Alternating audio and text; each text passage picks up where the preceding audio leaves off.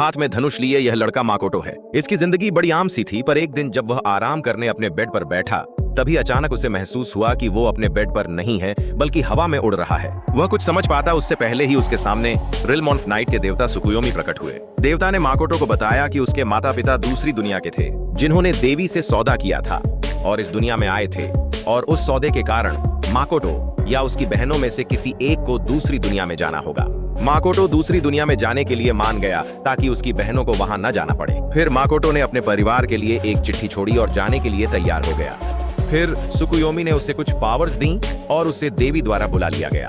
जैसे ही वह देवी के सामने पहुंचा, देवी को माकोटो की शक्ल पसंद नहीं आई और वह उसका मजाक उड़ाते हुए कहने लगी कि तुम तो किसी काम के नहीं हो, तुम्हारे जैसे इंसान की यहाँ जरूरत नहीं है।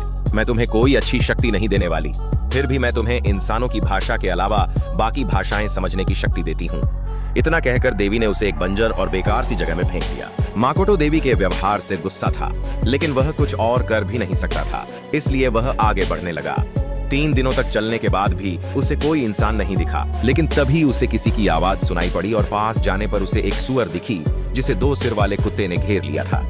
माकोटो ने जैसे ही यह देखा, उसने कूदकर कुत्ते के सिर पर अपने पैरों से एक जोरदार हमला किया, जिससे कुत्ते का सिर धड़ से अलग हो गया और वो वहीं ढेर हो गया। माकोटो भी अपनी इस शक्ति को देखकर हैरान था। फिर सुअर ने माकोटो को धन्यवाद कहा और उसे अपने घर ले गई और उसे खाने के लिए अच्छा खाना दिया।